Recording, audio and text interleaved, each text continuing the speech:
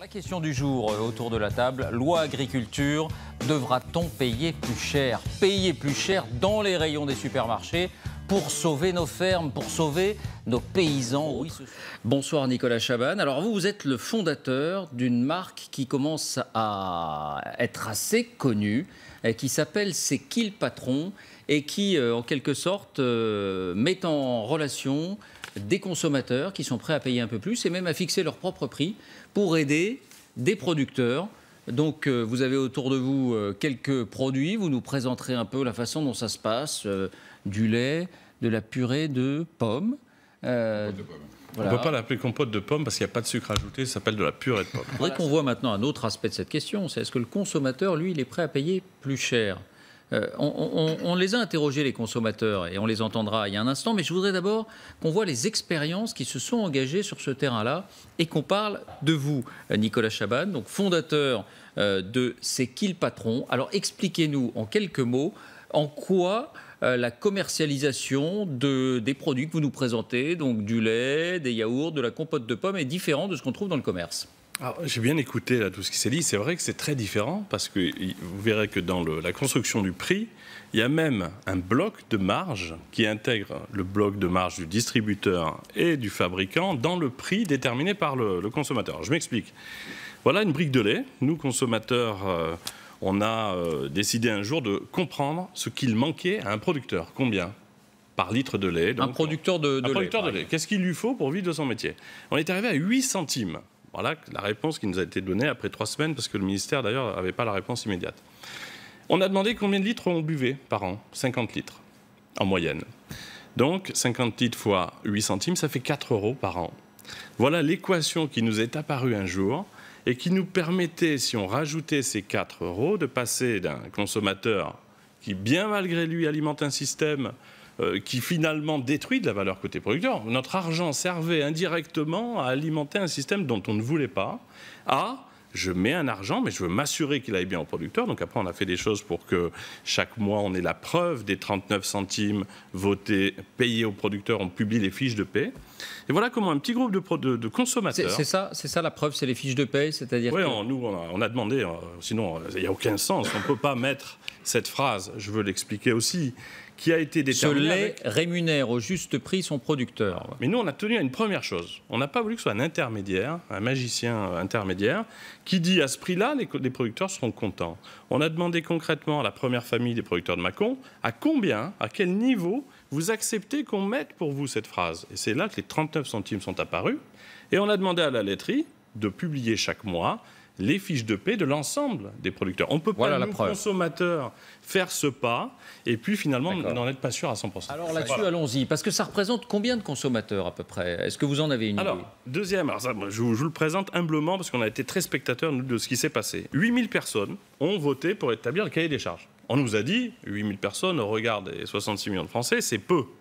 Et vous verrez, nous a-t-on dit, quand les consommateurs expriment quelque chose, il y a une grande différence entre exprimer et acheter.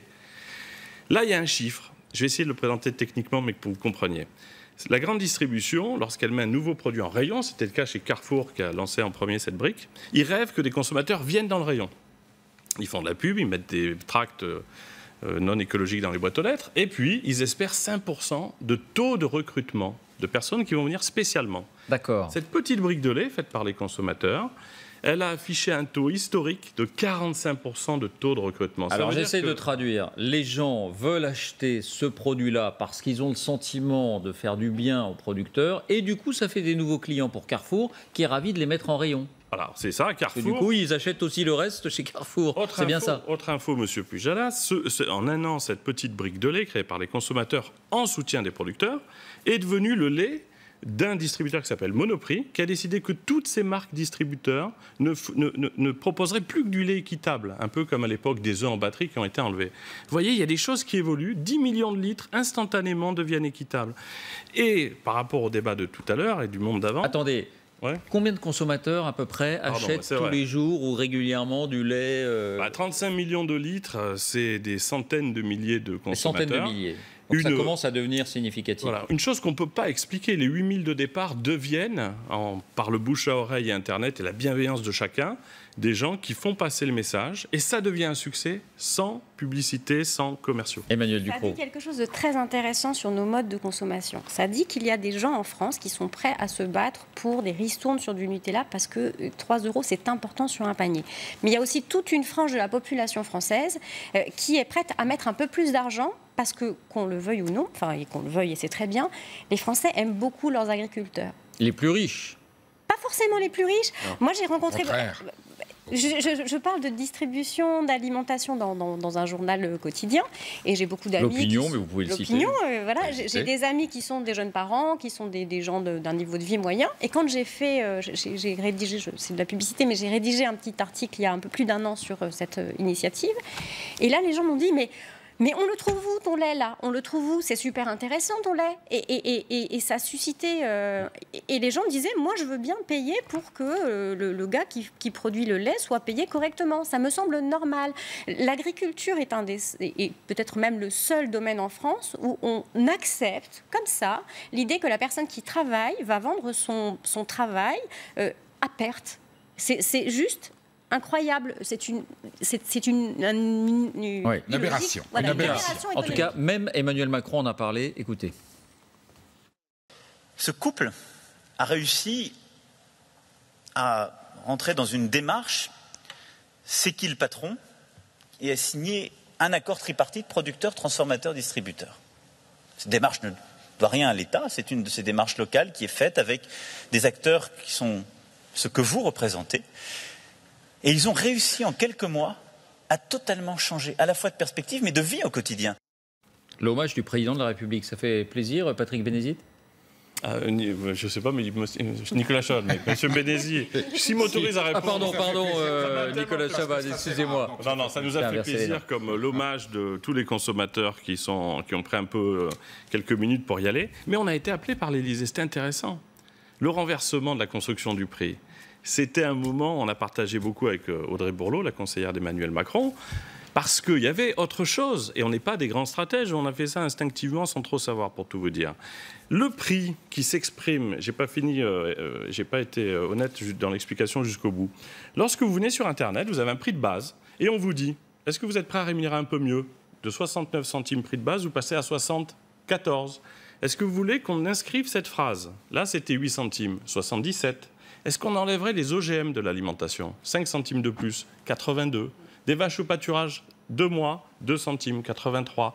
Le prix s'est construit en face de critères vérifiés, parce que c'est ce qu'on souhaite dans la démarche. Mais au lieu d'arriver sur une brique à 99 centimes et d'aller instinctivement vers la brique la moins chère, j'ai écrit l'histoire de cette brique de lait. Elle me ressemble et je veux l'acheter et j'en parle à mes voisins. Et ça marche aussi visiblement pour les pizzas, pour le beurre, on en parlera aussi. Alors, vous proposez, vous, un label, Nicolas Chaban, et une dame qui disait « je suis prêt à payer 10 à 15% plus cher ». Vos produits, par rapport au premier prix dans les grandes surfaces, combien sont-ils plus chers? Le lait, très bon exemple, c'est 15-20% plus cher, mais ça n'est pas le même lait que celui qui est 15% moins cher. C'est-à-dire que le cahier des charges de ce lait n'existe pas en France parce qu'il est un peu optimum. Alors il y a quelques fragments un peu partout, mais pas d'OGM. Alimentation sans OGM, vache pâturant 3 à 6 mois, du trèfle, de la luzerne pour améliorer et un producteur heureux du matin au soir.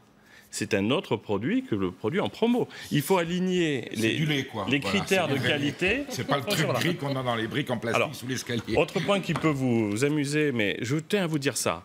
Quand on amène des centimes à un producteur, il vous le rend par de la qualité, de la transparence, il vous raconte l'histoire du produit. C'est pas à sens unique. Je n'y crois pas, pourtant on est tous à l'origine de cette initiative, pétri d'espoir que ça change. Je ne crois pas que donner dans un seul sens marcherait. Mais quand vous amenez des centimes en plus à un producteur vous êtes récompensé, et qu'il vous récompense par de la qualité, de la transparence, vous arrivez, alors là il y a un tour de magie, on ne se l'est pas expliqué, on va faire une étude à partir de demain, la compote de pommes, qui s'appelle de la purée de pommes parce qu'il n'y a pas de sucre ajouté, ça a été un des choix. Eh bien, pas de suremballage, elle est à, j'en revenais pas, 0,68 centimes. C'est-à-dire que cette purée de pommes éco-responsable, pommes françaises, Producteurs payaient 9 centimes de plus, c'est ce qui leur manquait pour vivre, 9 centimes par kilo de pommes. Donc on a un producteur heureux dans chaque petit pot là. Eh bien ça, c'est pas plus cher que la compote qu'on trouve par ailleurs. Donc là, il faudra m'expliquer. Donc c'est pas toujours 15 à 20%, c'est question quand même, parce que ça nous revient aussi au standard. Et vous faites des profits ? Oui, alors nous, on a décidé aussi un truc très important côté consommateur, c'est qu'on ne voulait pas être une asso avec 5 000 € annuels, des belles idées et pas de moyens pour agir. On a une entreprise. 5%. Il y a une entreprise qui a créé au départ l'initiative, et ensuite il y a une coopérative qui développe la démarche en récupérant 5% des ventes. Ça représente des moyens importants, mais on fait ce que personne ne faisait en tant que consommateur. On va chez les fabricants, on va dans les laiteries, on va parler aux producteurs, on leur demande si les 39 centimes leur parviennent bien. On vient vérifier, comme le disait ce monsieur. Et les profits, vous ne m'avez pas répondu. Oui, 5% de toutes les ventes. 5% global. De toutes les ventes, oui. C'est-à-dire que... Que vous réinvestissez, donc ? Surtout dans le contrôle. Voilà, c'est une décision qu'on prend tous ensemble, mais c'est le contrôle qui l'emporte devant tout autre poste dans la coopérative. C'est s'assurer que l'argent va bien aux producteurs. On ne veut pas être pris en otage par un produit vertueux qui n'irait pas au bout de sa logique. Et puis, aider, faire de la pédagogie dans les écoles aussi. Bien. Voilà, c'est essayer de faire évoluer. Peut-on passer ? Le consommateur ne veut pas. Il faut simplement partir aussi. Il veut plus de ça. Le grand patron, je le dis souvent à la grande distribution en rigolant, et à tous ceux qui veulent l'entendre, le grand patron du système, je leur dis des fois, j'ai parlé avec votre grand patron, il n'est pas d'accord avec ce que vous dites. Il me demande qui est, et je lui dis, mais c'est le consommateur, il ne veut pas d'un système comme celui-là. On l'a vu, nous, quand la petite brique de lait est arrivée, il y avait des fermes importantes. Tous les consommateurs à l'origine de l'initiative ont dit, si c'est ça, on ne le fait pas. C'était aussi simple que ça. Vous ne parlez pas de n'importe quel consommateur. Nicolas Chabanne. Initié, responsable. Mais là, ça, vous dites une chose très importante. On est dans la schizophrénie un peu depuis 30 ans. On imagine que le consommateur, c'est un peuple vivant dans un pays lointain, un peu extraterrestre, qui ne penserait pas comme nous. Là, on a quasiment une bonne représentation de ce qu'on pense. Le bon sens, c'est un point commun à tellement de gens que ça peut devenir un socle pour bien des choses.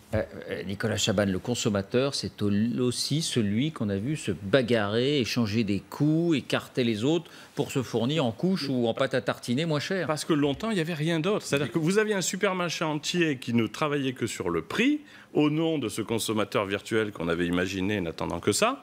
Ma voisine sera d'accord. Et puis, un jour, des produits arrivent, racontent une histoire. Le bio était une preuve. Il n'y a pas que des gens riches qui achètent du bio. Quand il y a du sens, de la valeur, que c'est une autre dimension et qu'on peut le comprendre, on achète le produit. Il faut juste qu'il y ait plus de produits comme ça dans la distribution.